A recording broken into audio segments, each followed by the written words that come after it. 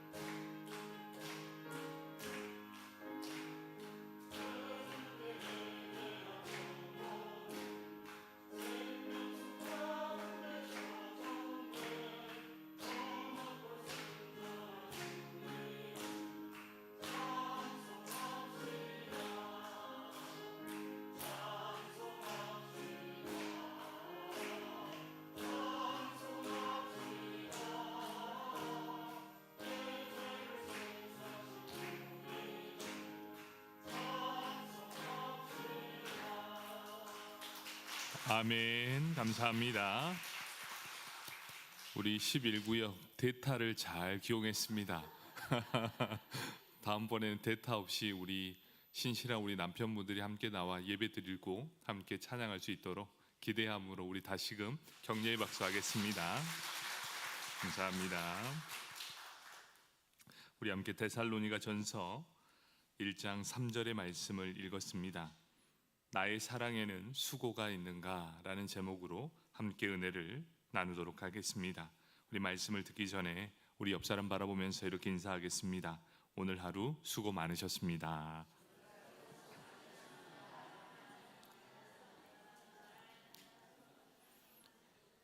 여기에 우리가 수고 많으셨다는 이 말씀 속에도 사랑의 수고가 들어가 있습니다. 수고는 그냥 하는 게 아닙니다.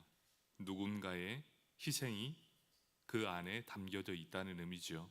교회는 그냥 이루어지는 것이 아닙니다. 누군가의 수고가 있다.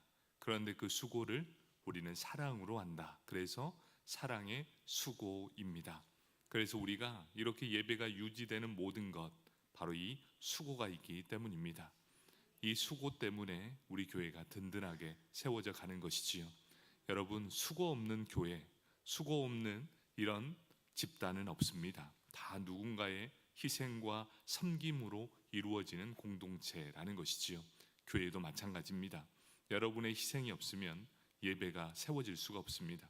그래서 오늘 하루 수고했다는 것은 참으로 많은 사랑의 수고를 격려한다는 의미가 내포되어 있는 것입니다. 우리 다시 한번 옆 사람 바라보면서 인사합시다. 오늘 수고 많으셨습니다. 네, 감사합니다. 이 데살로니가 교회가 있습니다. 이 데살로니가 교회는 바울이 2차 전도 여행 때 세운 교회였습니다. 그 교회는 실라와 디모데를 동반해서 함께 데살로니가 교회를 가게 됩니다. 그래서 유대인 회당을 중심으로 전도를 하게 되는 것이지요. 그곳에서 많은 이방인들이 예수를 믿고 구원받는 놀라운 역사가 이 데살로니가 교회에서 일어나게 되었다는 것입니다. 그래서 이 데살로니가 교회의 시작점이 어딘가 보았더니 야손의 집에서 시작되었습니다. 그래서 그 교회 안에서 너무나 많은 전도인들이 나타나게 되었습니다. 아리스타고 그리고 세군도라는 훌륭한 일꾼이 배출된 교회가 바로 이 데살로니가 교회였습니다. 그런데 한 교회가 이렇게 세워진다는 것, 그냥 막연히 세워졌네가 아니라 엄청난 많은 어려움을 겪게 되었다는 것입니다. 왜 그럴까요? 시기와 질투가 일어나게 됩니다. 그래서 한창 교회가 모여서 복음 안에서 폭발적인 부흥이 일어날 그때에 유대인들이 시기함으로 폭동을 일으키기 시작합니다. 그래서 그 폭동에 못 이겨서 바울은 피해야만 했습니다. 베레아를 거쳐 아덴까지 피신할 정도로 그 엄청난 폭동이 어마어마했다라는 것입니다. 그러한 상황 가운데서도 하나님은 그 데살로니가 교회를 부흥을 허락해 주셨습니다. 그래서 이제 바울이 다른 곳으로 떠나 있을 때 데살로니가 교회에 다시 방문하고자 원했습니다. 왜 그랬느냐? 자신이 떠난 그곳을 이 유대인들이 핍박하기 시작했다는 소식을 들었기 때문이었습니다. 내가 떠나온 그곳에 남아있는 성도들이 여전히 핍박받는다는 소식을 듣고 거기를 가보기를 간절히 원했지만 도무지 그 뜻을 하나님이 열어주지 않았다는 것입니다. 얼마나 마음이 아팠을까요? 나는 피했지만 남아있는 성도들이 당할 고난을 생각하니 그들에게 마음이 너무나 쓰이게 되었다는 것입니다. 그래서 디모데 편으로 자신이 쓴 편지, 이 데살로니가 전서, 데살로니가 1편을 보내게 되는 것이죠. 그 내용 안에는 어떤 내용이 있겠습니까? 데살로니가 교회 성도들에 대한 칭찬과 격려가 있었을 것이고 그들에 대한 권면이 있을 내용이었습니다. 바로 오늘 이 본문을 읽은 우리가 1장 3절만 읽었지만 여러분 데살로니가 전서 전체를 한번 읽어보십시오. 내가 없었지만 믿음을 굳건하게 지킨 그들을 위해 한 글자 한 글자 써내려간 이 편지, 얼마나 귀한 칭찬과 격려가 그리고 권면이 있겠습니까? 여러분이 데살로니가를 접할 때 이런 마음으로 읽어 내려간다면 데살로니가 그 성도의 마음을 향한 바울의 감정을 느낄 수 있게 될 것입니다. 그러면서 이 데살로니가 교회를 생각하면서 늘 하나님께 감사하고 자랑스러웠던 부분이 있었습니다. 우리가 읽었던 이 본문처럼 그들에게는 믿음의 역사, 그리고 사랑의 수고, 그리고 그리스도에 대한 소망의 인내가 그들 안에 가득 넘쳐난다는 소식을 들었기 때문이었습니다. 얼마나 귀합니까? 이 세 가지만 나열하더라도 우리 가슴이 참 뜨거워집니다. 믿음의 역사와 사랑의 수고와 그리스도에 대한 소망의 인내가 데살로니가 교회에 충만하더라. 얼마나 은혜가 되는지 모릅니다. 바로 오늘 우리가 살펴볼 본문은 사랑의 수고입니다.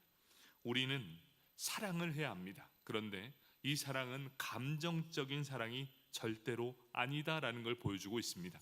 사랑의 수고에서 보여주는 것은 의지적인 사랑, 이 의지적인 사랑을 해야 한다라는 것을 보여주고 있습니다.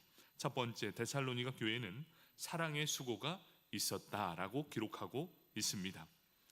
너희의 믿음의 역사와 사랑의 수고와 우리 주 예수 그리스도에 대한 소망의 인내를 우리 아버지 하나님 아버지 앞에서 끊임없이 기억함이니, 계속해서 기억하고 있었다. 너희와 함께 사역했던 그때 너희가 이런 모든 수고로움이 있었다는 것을 기억하고 있다라고 말씀하고 있습니다. 이것을 새 번역 성경으로 보면 이렇게 말씀하고 있습니다. 또 우리는 하나님 우리 아버지 앞에서 여러분의 믿음의 행위와 사랑의 수고와 우리 주 예수 그리스도께 둔 소망을 굳게 지키는 인내를 언제나 기억하고 있습니다. 이렇게 기록하고 있습니다. 자꾸만 이제 새 번역 성경을 이야기하니까 왜 이렇게 하냐면 조금 더 우리가 편하게 이해할 수 있는 내용으로 기록되어 있기 때문입니다. 여러분, 여기에서 우리가 기억해야 될 것이 무엇이냐면 믿음의 역사라고 하면 어떤 것을 의미하는지 정확하게 와닿지 않습니다. 그런데 새 번역 성경은 이렇게 기록하고 있습니다. 믿음의 행위라고 분명하게 기록되어 있지요. 믿음의 역사, 어찌 보면 우리가 참 익숙한 부분이지만 믿음의 역사라는 게 과연 무엇일까를 생각해 본다면 새 번역 성경에 바로 이렇게 말하고 있지요. 믿음의 행위. 믿음의 역사가 곧 믿음의 행위에서 비롯된다. 결국 무엇입니까? 액션이 있는 믿음이다 라는 것을 보여주고 있습니다. 그렇다는 것은 무엇입니까? 행위로서 그들의 믿음을 보여주었다. 바로 그것이 믿음의 역사라는 것이죠. 그렇다면 우리에게 주는 도전이 무엇입니까? 당신이 예수 그리스도를 믿는 믿음이 있습니까? 그것은 말이 아니라 내 행위로서 그 믿음을 보여줘야 한다. 그런데 이 데살로니가 교회 성도들은 믿음이 있다라고 말하기도 전에 그들의 행위에서 믿음이 드러나고 있었다라는 것을 이 바울을 통해 드러나고 있다는 것입니다. 그런데 이 데살로니가 교회는 어떻습니까? 사랑이 넘쳐났다. 믿음의 역사도 있었지만 사랑이 넘쳐난 교회였다. 이 사랑이 이렇게 어마어마했음에도 불구하고 바울은 이 사랑에 대해서는 할 말이 없다. 이 사랑에 대해서 쓸 것이 없다라고 기록하고 있다는 것입니다. 데살로니가 전서 4장 9절에 이렇게 말씀합니다. 형제 사랑에 관하여는 너희에게 쓸 것이 없음은 너희들 자신이 하나님의 가르침을 받아 서로 사랑함이라. 이미 사랑해서 게임이 끝난 거예요. 기록할 필요도 없을 만큼 너희 가운데 사랑이 넘쳐났다. 사랑은 말도 하지 마라. 그 교회는 사랑 덩어리였다라는 걸 의미하고 있습니다. 얼마나 이 교회 가운데 사랑이 넘쳐났겠습니까? 여러분, 그런데 우리가 기억해야 될 것은 바울이 데살로니가 교회를 건축하고 거기에서 예배 드린 지 얼마나 됐을까요? 딱 3주였습니다. 3주 만에 복음이 전파되었고 수많은 사람들이 교회로 모여들기 시작합니다. 그리고 열매를 맺어가는데 그 열매가 얼마나 컸던지 주변의 유대인들로부터 핍박을 받게 되는 것이죠.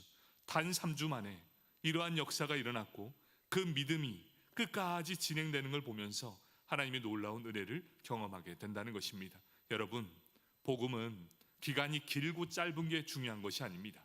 그 안에 하나님이 살아계신가? 여전히 그 하나님을 믿고 있는가? 그리고 그 안에 믿음의 역사와 사랑의 수고가 넘쳐나고 있는가? 바로 교회는 그 공동체로 계속 이어진다는 사실입니다.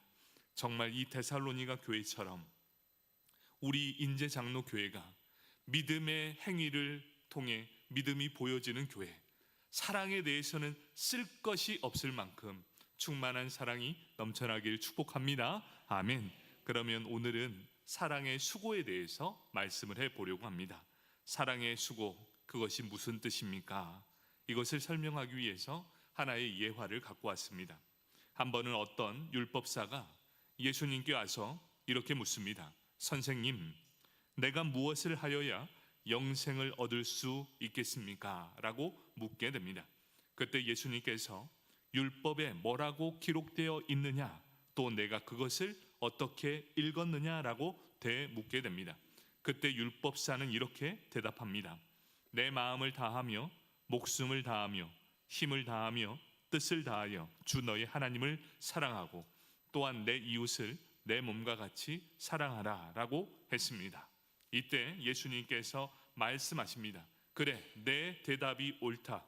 이것을 그대로 행하라. 그러면 내가 살리라. 이것이 바로 영생을 얻는 방법이었습니다. 그때 율법사가 다시금 예수님에게 자기를 옳게 보이려고 이렇게 말하고 있습니다. 그러면 내 이웃이 누구입니까? 이렇게 묻습니다. 여기서 예수님은 그 유명한 착한 사마리아인의 비유를 말씀해 주셨습니다. 예루살렘에서 여리고로 내려가다가 강도를 만나게 됩니다. 그때 매를 많이 맞고 돈도 다 빼앗기게 됩니다. 거의 죽을 뻔하게 된 사람을 사마리아 사람이 성심을 다해 그를 도와준 것을 말씀해 줍니다. 그러면서 이 율법사에게 이렇게 말합니다. 가서 너도 이와 같이 하라, 이렇게 말씀하고 있습니다. 바울은 이 데살로니가 교회를 향해서 바로 이러한 사랑을 기꺼이 실천하는 교회, 그렇다면 사랑의 수고가 무엇입니까? 손해를 보더라도 기꺼이 사랑으로 실천하는 수고, 그것이 바로 사랑의 수고라는 것입니다. 참으로 사랑은 말로 하는 것이 아니라 사랑은 손끝으로 이루어진다라는 것을 분명하게 보여주고 있는 것입니다. 사랑하는 성도 여러분, 여러분에게 사랑의 수고가 있으십니까? 이것을 행하는 것은 분명 수고가 있는 것입니다. 때로는 많은 것을 희생해야 함에도 불구하고 기꺼이 행해야 하는 사랑의 수고가 있어야 한다. 이러한 수고가 넘쳐나는 교회가 바로 하나님이 사랑하시는 교회가 되게 될 것입니다. 여러분, 나 편하자고 아무것도 하지 않는 교회는 더 이상 발전이 없는 교회입니다. 교회가 힘을 얻는 가장 큰 원동력은 무엇인지 아십니까? 서로 사랑의 수고를 기꺼이 할 수 있는 희생이 넘쳐나는 교회, 바로 그 교회가 생명력이 넘쳐나는 교회라는 것이죠. 나보다 남을 생각하며 선한 사마리아인의 비유처럼 모든 사람에게 기꺼이 자신을 섬길 수 있도록 자기 자신을 희생하는 것, 그것이 바로 사랑의 수고라는 것입니다. 성경을 쓰일 당시만 하더라도 헬라 사회는 사랑을 표현할 때 주로 에로스라는 단어를 사용했습니다. 여기서 조금 더 고급적인 표현을 할 때 필레오라는 단어를 사용하게 되었습니다. 당시 철학가 그리고 문학가들 사이에서 잘 사용하지 않는 단어가 바로 아가페라는 단어였습니다. 그런데 이 아가페라는 단어를 성경으로 끌어들인 사람이 있는데 그 사람이 바로 사랑의 사도라 불리는 요한이었습니다. 사도 요한이 바로 이 아가페의 사랑을 성경으로 끌어다 쓰게 됩니다. 에로스는 사랑스러운 것을 사랑하는 것이라는 의미를 가지고 있습니다. 사랑할 가치가 있고 사랑할 가치가 있는 모든 것을 사랑하는 것, 이것이 바로 에로스입니다. 여기에서 가장 많이 등장하는 게 남녀 간의 사랑입니다. 그리고 철학자들이 진리를 사랑하는 것, 그리고 누군가 정의를 사랑하는 것, 이것이 바로 에로스입니다. 그런데 아가페는 어떤 의미입니까? 사랑스럽지 않는 것, 사랑할 가치가 없는 것, 이런 것을 사랑하는 것, 이것이 바로 아가페 사랑입니다. 이 아가페의 사랑은 나에게 조건이 있는가, 조건이 없는가, 그래서 우리는 무조건적 사랑으로 그 사람을 사랑하는 것, 그것이 바로 아가페입니다. 아가페의 사랑은 조건을 가리지 않습니다. 그가 나를 해하였는가, 그가 나를 배반하였는가, 그가 나를 배신하며 나에게 고난을 주었는가, 그런 것을 생각하지 않고 그 사람을 가감없이 사랑하는 것, 그것이 바로 아가페입니다. 성경에서 기록한 사랑은 다 아가페입니다. 여러분, 이게 더 중요한 거예요. 데살로니가 교회 안에서 사랑의 수고라고 명한 이 사랑이 다 아가페의 사랑을 포함하고 있는 것입니다. 영국 신학자 다하드는 아가페를 이렇게 정의합니다. 사랑은 감정이나 애정이 우선이 아니다. 아가페는 능동적인 결단이다. 즉 수동적이 아닌 능동적인 의지로 결정하는 것이 아가페다. 그러므로 감정은 명령할 수 없는데 비해 사랑은 명령될 수 있다. 그래서 성경은 한결같이 사랑하라라는 명령형을 쓰고 있다는 사실입니다. 감정은 절대로 명령을 내릴 수 없습니다. 그런데도 놀랍게도 성경은 우리에게 사랑하라라고 명령하고 있습니다.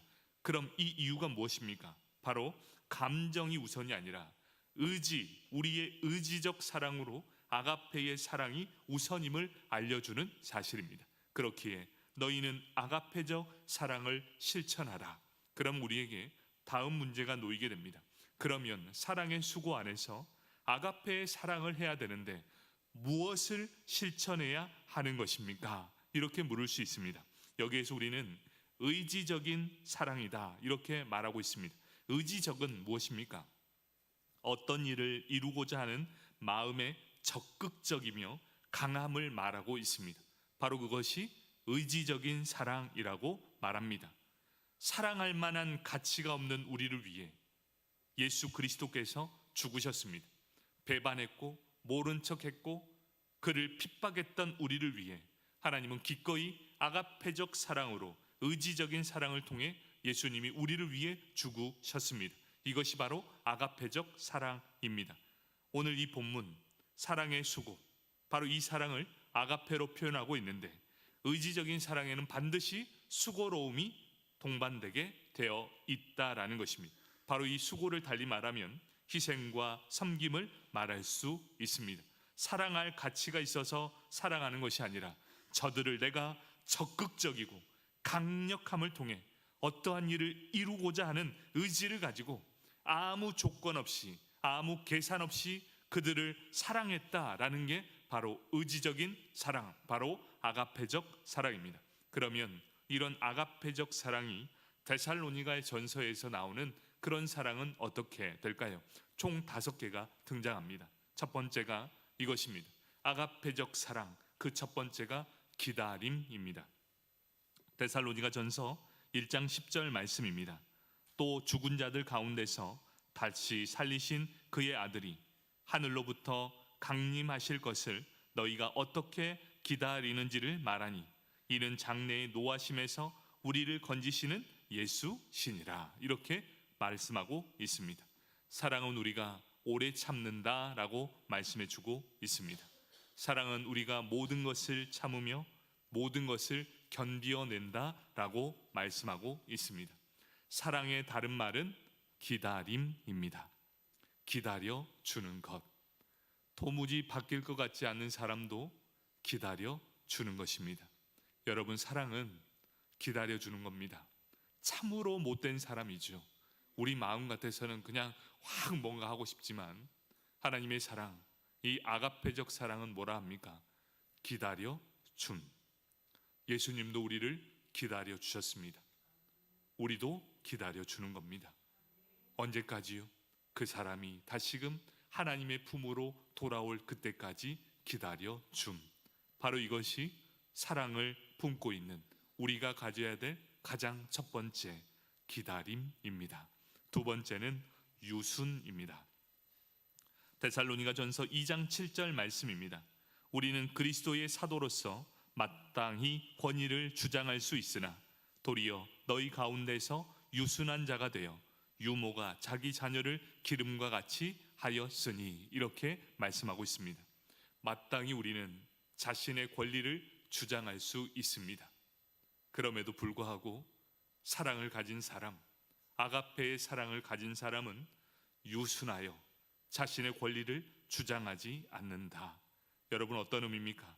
핏덩이 아이를 엄마가 돌보는 것을 유순이라고 합니다. 이 사랑이 그런 것입니다. 핏덩이같이 세상 물정 모르면서 잔뜩 자신의 뜻에 따라 살아가는 그 사람도 내가 그 사람을 끌어안고 돌보는 것처럼 자신의 권리와 권위를 주장하는 것이 아니라 엄마가 아이를 돌봄같이 나에게 아기를 품는 그 사랑까지도 온유함과 부드러운 성격과 태도로 대하면서 그들을 품어주는 것, 바로 사랑은 유순이라고 합니다. 여러분, 이 유순이 없었으면 우리는 이 자리에 남아있을 사람이 한 사람도 없습니다. 하나님의 그 뜨거운 사랑으로 우리는 그 품에 안기게 되었다는 것입니다. 세 번째는 먼저 다가감입니다. 데살로니가 전서 2장 17절 말씀입니다. 형제들아, 우리가 잠시 너를 떠난 것은 얼굴이요 마음은 아니니 너희 얼굴 보기를 열정으로 더욱 힘썼노라. 이렇게 기록하고 있습니다. 바울은 데살로니가 이 교회에서 3주 동안 복음을 전하고 그들이 복음을 받아들이는 순간 그들을 마음에 품었습니다. 지금은 떠나 있습니다. 만나지 못했습니다. 그런데 이 바울의 심정은 어땠습니까? 지금이라도 당장 그 데살로니가 교회 성도들을 만나기 위해서 뛰쳐나가고 싶었던 마음이었습니다. 그런데 그 성도들을 가려고 만났지만 자신이 더 이상 갈 수 없음을 알게 되었고, 바로 그 마음을 편지로 쓰게 되는 것이 바로 데살로니가 전서였습니다. 성도의 사랑은 여러분 먼저 다가감입니다. 여러분 먼저 다가가 주십시오. 네. 여러분 먼저 다가가 주십시오. 제가 이제 이 강원도에 좀 있어 보니까 이 먼저 다가감이 참으로 어색함을 알게 되었습니다.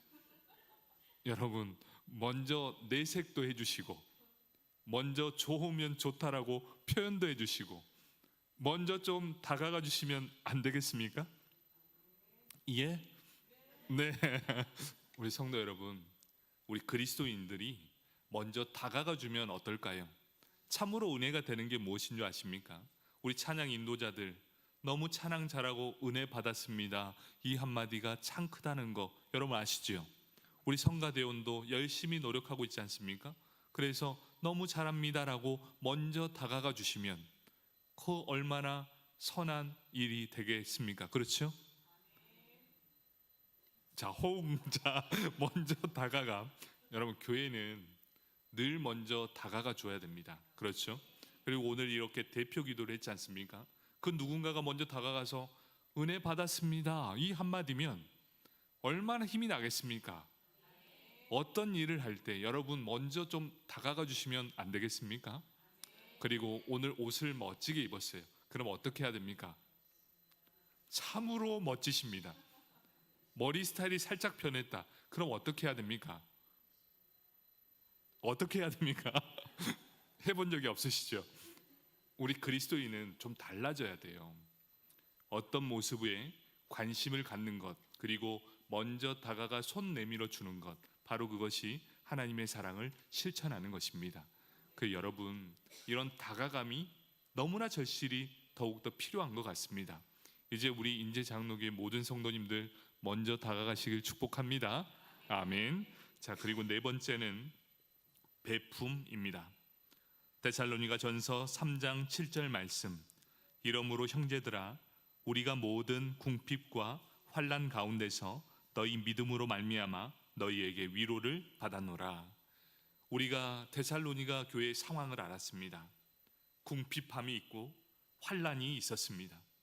극심한 상태에 빠져 있는 곳이 바로 데살로니가 교회였습니다. 그런데 이때 어떤 일이 일어납니까?